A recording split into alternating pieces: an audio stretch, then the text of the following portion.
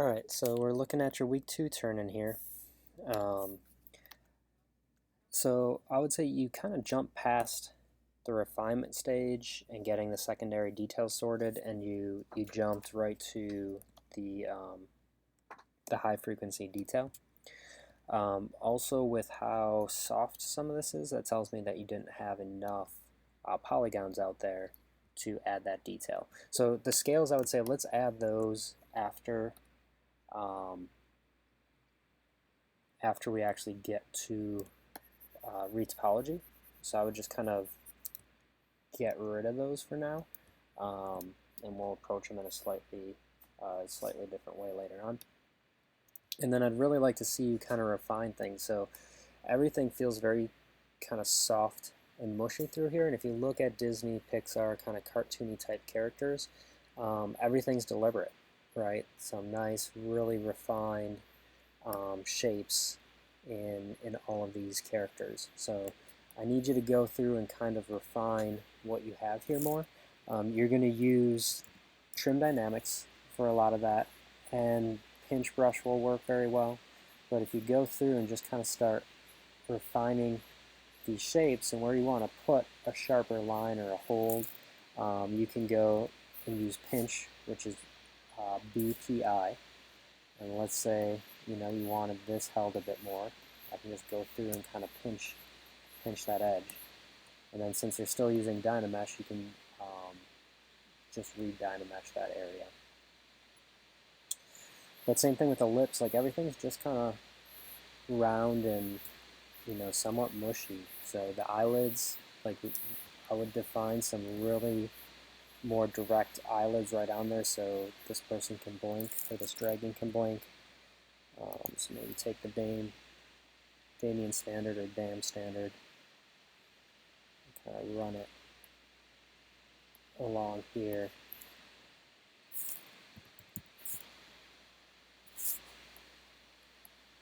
You can start pushing all that back. So I would say do some more research on some Disney style characters. Look at how refined those characters are. And you need to get that same level of refinement in your models, or else these companies aren't going to necessarily look at the portfolio that you're showing them, right? So we need to get a lot further with what you're doing with your level of refinement. So smooth, trim dynamic, pinch, dam standard, all these can kind of help you get that level of refinement up.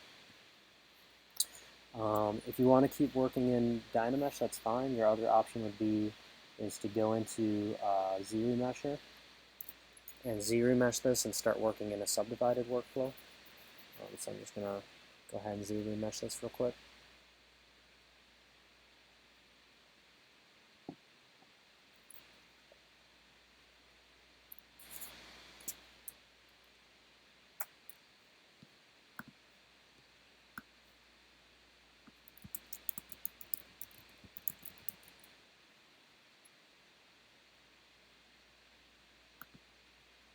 So same here. I mean, look at kind of how refined some of these things are.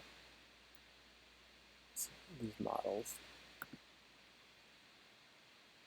So this is the level that I'm looking for, out of your sculpt. So from here, you would just Control D to get, some more detail out there. And now I can go through here. I probably want to put a little bit more lazy mouse on that stroke to control it a little better. I'm going to come back through with my pinch brush.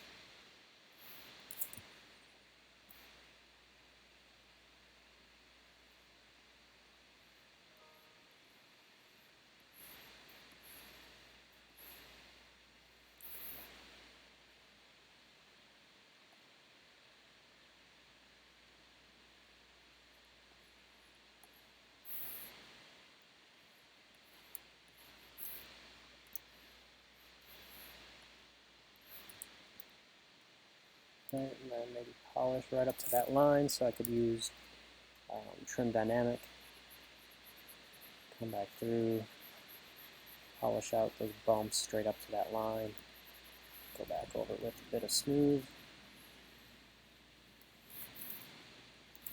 And all this where it starts getting kind of sketchy or squirrely through there, I would want to go back and refine it more. But that would just be a first pass on that eye area, and then I would keep going back till it's kind of smooth and refined. These bumps, same thing, I'd just go with the Damien standard. And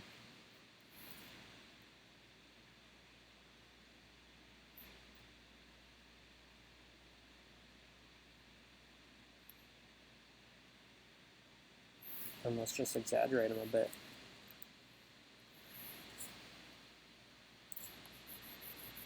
You can kind of smooth up to that line, maybe smooth that line a bit, but when you're looking at it from a distance, those details are going to start holding and reading a whole lot better.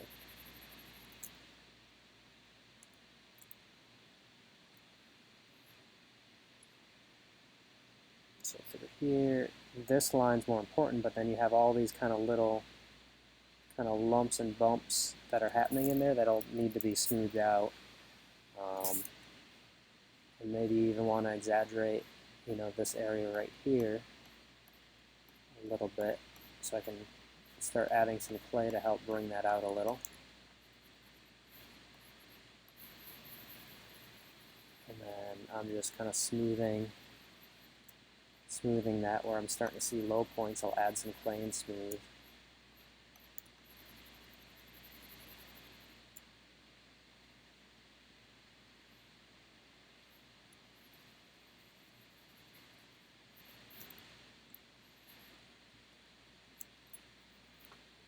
Right, so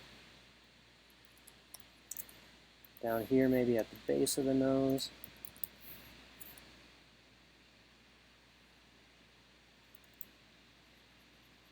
start working on how that transition happens.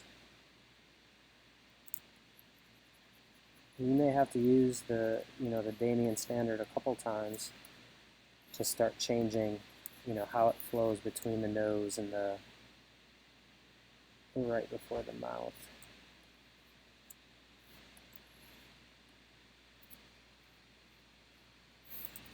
But all those shapes will start reading a little bit better at a distance. Maybe coming through here and getting a nice clean break between those two shapes, and then smoothing between it. All these like lumps and bumps though we're seeing throughout the head, on a cartoony type character, this all needs to be flattened and smoothed down. So let's push through it again, get some more refinement, get some refinement in the hands. Don't worry about the details. That can get added very quickly. So the details to me are unimportant. I want to see a nice, refined sculpt through secondaries here.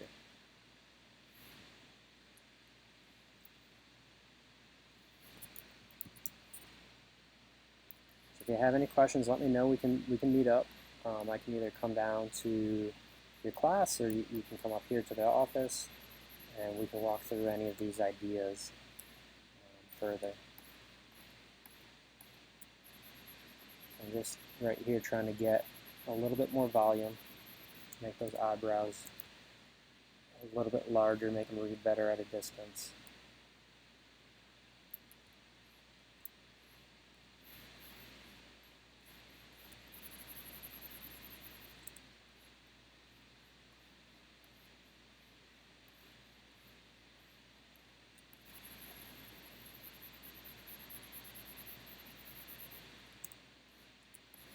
I don't know if you saw, but I went right over that line, kind of put some clay in between it. It's helping me to smooth out that lump. Just getting that shape refined a little bit more.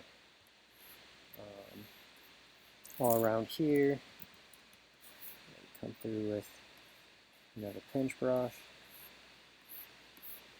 maybe a little bit smaller, but just get this all refined so it's not lumpy. It's like it's organized, right? How everything comes through here. And you can use trim dynamic, clay tubes, all of these will help in achieving that goal.